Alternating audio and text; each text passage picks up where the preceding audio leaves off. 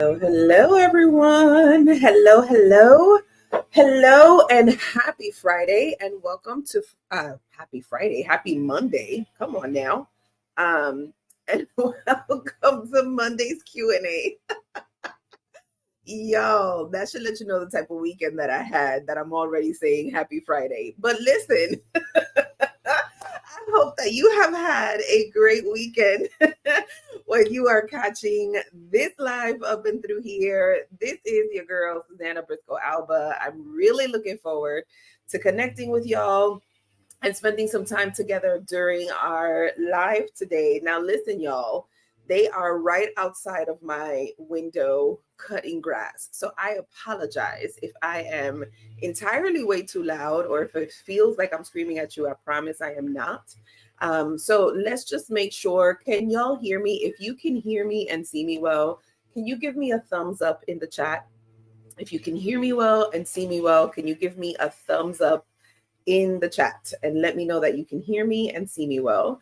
Because I don't want you to miss out on what I'm going to share. Awesome. All right. I'm getting some thumbs up. Y'all can hear me and see me. Beautiful. Because it's really loud. So I don't want to feel like I'm yelling at y'all.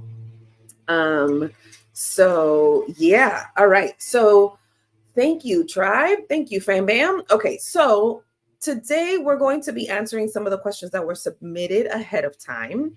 So listen, if you are new around here, welcome. My name is Susana Briscoe-Alba. I am the founder of Dunamis Coaching and Consulting Services, where we teach you how to land six-figure roles through leadership development and career strategy. And today specifically, we're going to be talking about career strategy. And I'm going to be answering some of the questions that you submitted to me ahead of time in preparation for this live today. And so in this live, I am going to be answering some of your questions. I'm going to try to get through as many of them as possible. But joining me as well is my fellow colleague and member of our Dunamis team, Sharice Buchanan. And Sharice is also going to be in the chat answering your questions in the event that I miss one. She can help us to answer those questions as well. So hello to my family who is watching me on YouTube, LinkedIn, and on Facebook. Hey, friends. We are going to get into subject matter material. If for some reason we get disconnected here, know that you can find me on YouTube, you can find me on LinkedIn, and you can find me on Facebook, okay? You're so welcome. You're so welcome. I'm glad the advice and the knowledge is helping you and blessing y'all and helping you to take ownerships of your career. All right, so my computer's right in front of me. And one of the first question that I got was surrounding what to do if your gap the gap on your resume is due to a illness, like a physical illness, and you don't necessarily want to share all of the specifics surrounding that illness. The first thing that I'm going to say is that is your personal information and not necessarily required for you to share unless you are comfortable sharing said information. So if you are dealing, if you are dealing with a ailment that has gotten you to a point where you have had to take time off of work, in that type of case, my love, less is more. So you can share some acknowledgement that you had some physical ailment that caused you to have to take time off of work. But then you can quickly rebuttal that and say that is now since passed, and I am looking for a new opportunity, and I am ready and able and willing to get into this opportunity that I have applied for. If they start to ask you for personal details surrounding this physical ailment, that is a red flag. So please pay attention to what that looks like. If they are asking you for personal details around what ailment it was that you had, unless you are applying for a physical role that's going to require you to use a lot of physical a lot of like physical strenuous work, then I can see them asking, but even still, that's a stretch. So just be very mindful of what their response is afterward. And then the last thing that I'm going to tell you is to trust your gut. If you feel like they're asking you questions that are inappropriate and you're not comfortable with that, then my suggestion is to find or move on to the next opportunity. Okay. Hey, New Zealand family. All right. So the next question that I got is, how do you keep your team motivated when your department is going through a major restructure and there's no job guarantee? Ooh, I'm going to read that one again. And this is something that I lived through. So, how do you keep your team motivated when your department is going through a major restructure and there's no job guarantee?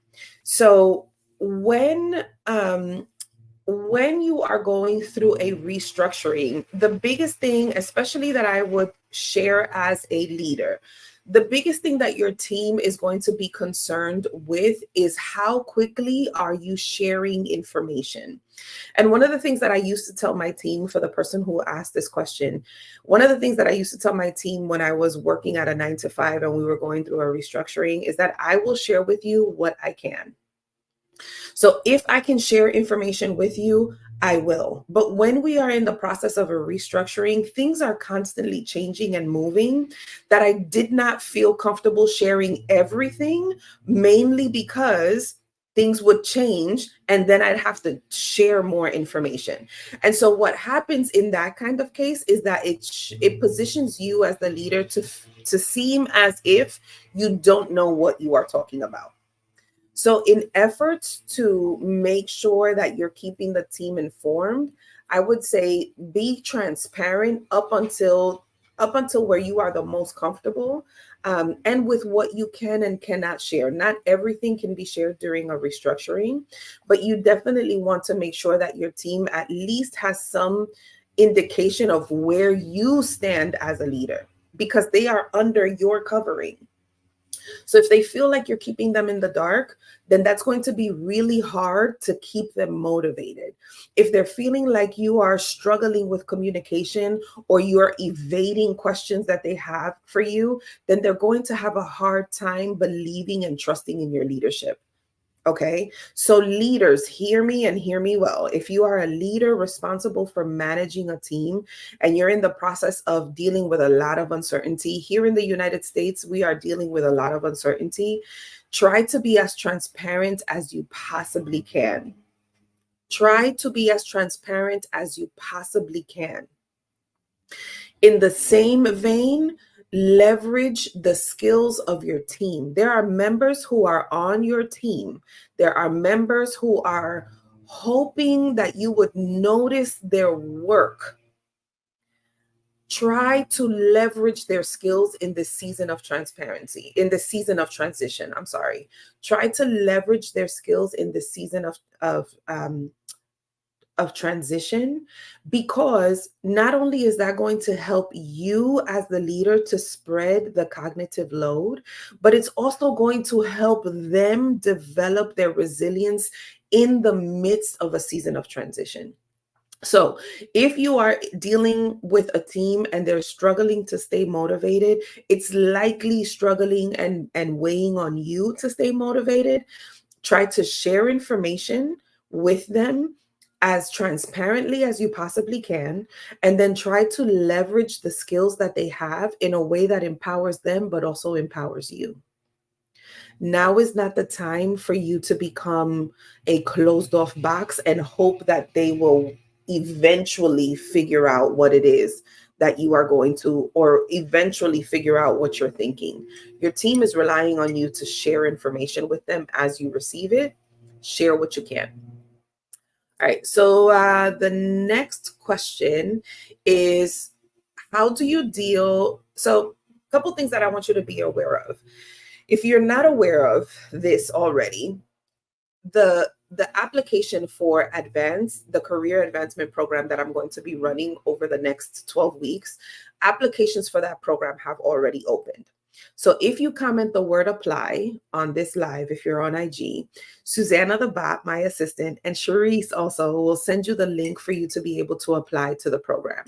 So if you're finding yourself in a position where you're like, I'm leading a team and I'm struggling and I don't know how to do this, or I want to excel and I want to advance in my career and I'm not entirely sure how to do this, and I could really use the support of somebody who's looking at my resume, who's helping me to look for an opportunity, who's helping me with executive presence. How do I own and manage a room?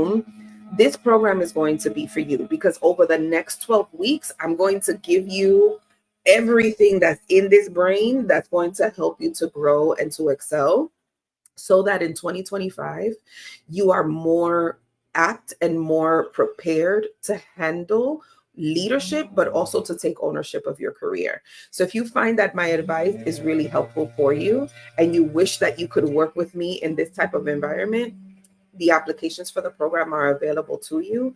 And so if you come and apply, Susanna the bot, my assistant, and Charisse, who is also on the call on our live, we'll send you the information that you're looking for, so like that you can get more information about working with me in this season. All right. So what advice would I have for someone who, where's the question? Why isn't it loading? What advice would I have for someone who started in a new position and they feel like they're a fish out of water?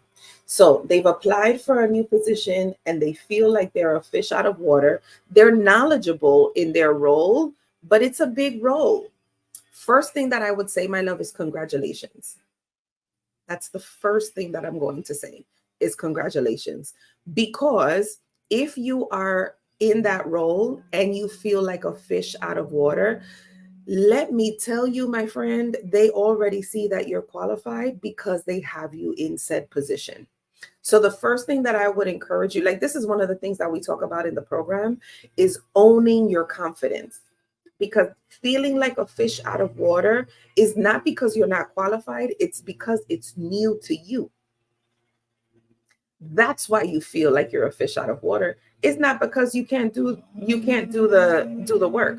The second thing that I would say, if you are feeling like you are a fish out of water and you're in a new role, my next encouragement to you is to surround yourself with people who are going to equip you and pour into you as you continue to grow.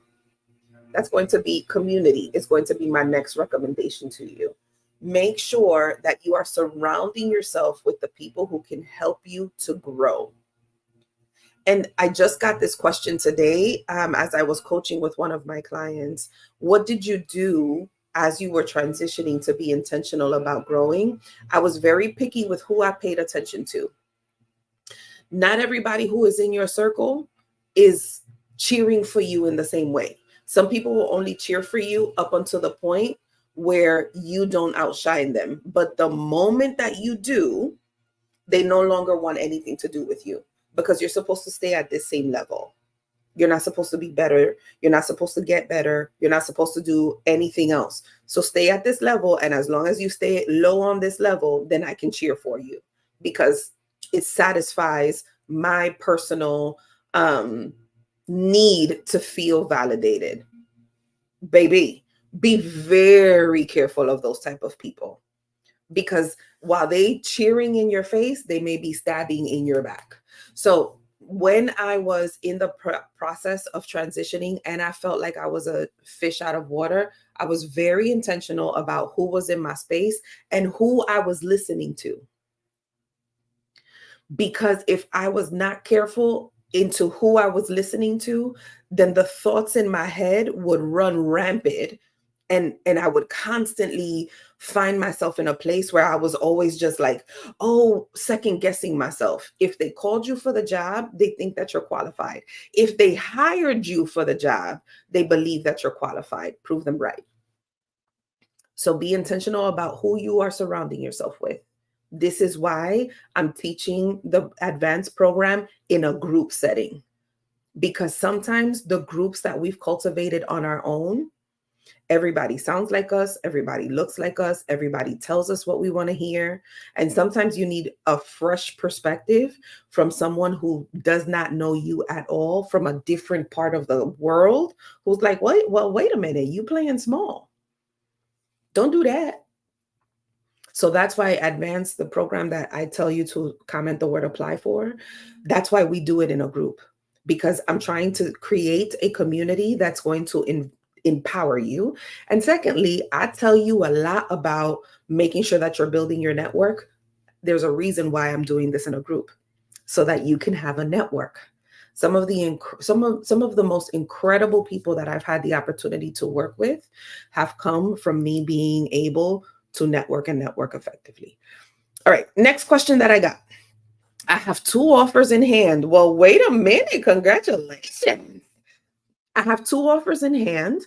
And how, okay, so this person has 2 offers and they're trying to negotiate, I'm assuming their salaries between these 2 offers. And they're trying to identify which one of these 2 they're going to take. So whenever you have multiple offers, whenever you have a offer, because some of you may be like, Susana, I don't have a offer. But whenever you have an offer, what I want you to pay attention to is, can you see yourself growing in this role? And what is the total compensation for the role? Please, please, please, please, please make sure that you are doing your research and you're not making a decision solely on money. Because if you're only making a decision on bottom line, you will always be the cheapest. You will always be the cheapest hire. And so as long as I throw a couple of dollars in front of you, I can keep you. But when you're looking through total compensation, you're thinking through work-life integration instead of, I just want to be able to have X amount of dollars. And I wish I had more time to break that down for you, but I want you to think through total compensation instead of just the salary amount, because the salary might be less than what you want, but the total benefits are way better than what you expected. So one of the things that we teach you to look at is your total compensation as it relates to your time off, any stock offerings, any titles that you can negotiate. Like, you need to pay attention to those things, because what if the job offering that they give you is 100 grand, right? But you only get a week of vacation. I can guarantee you some of you would be like, I need more than a week of vacation. But what if you get another offer and it's not 100 grand, maybe it's 90 grand, and they're giving you 5 weeks of vacation and they're giving you all of your health benefits in that offer? Which of those 2 would you take? Let's do a little exercise. Would you take offer A or offer B? If you would take offer A, which is 100 grand with 1 week of vacation, comment A. If you would take offer B, which is 90K and 5 weeks of vacation and all of your benefits, then comment B. See what I mean? So you're likely going to be you're going to pay attention more to the ability of what is going to be my work-life integration more than just a salary amount. Okay. So when you're looking at 2 offers, consider work-life integration. How is that going to be impacting how you show up? And if there's nothing else that you catch from this live, stop chasing the lie of work-life balance and start paying attention to work-life integration. Your life should be built around your work, not your work built around. Your life should be built around the life that you want to live, not just the work that you do. You are more than just your title. You are more than just the organization that you work for. You are more than just the mishap that you had in your career. So it should be about work-life integration more than it is you trying to balance everything out. Because I can tell you, as a working mama, as a speaking professional, as a six-figure business owner, I can tell you there are moments where my life seems out of balance. But man, have I been able to integrate some important things into my work life that make my work life so much more purposeful and meaningful. So I want you to pay attention to work life integration as you are going through this process. Okay, next question that I got is, when is it time to quit your job? Oh, and how can you get a higher bargain for the next job?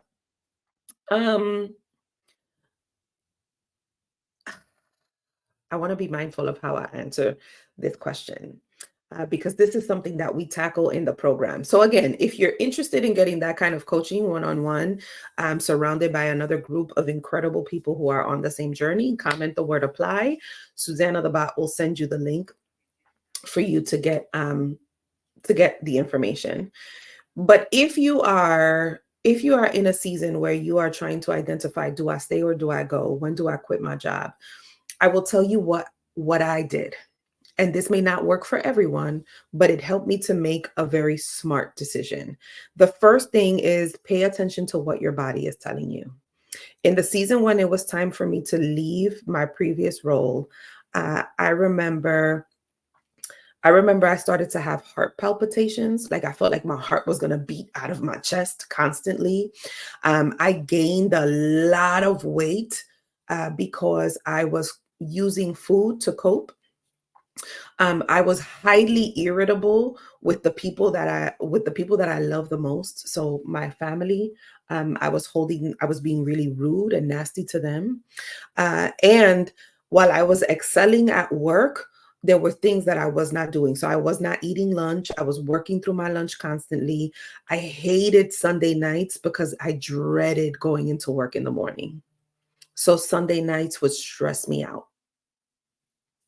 And once I started to take inventory of that, that's when it was like, okay, I have to make a decision here because this is no longer healthy for me.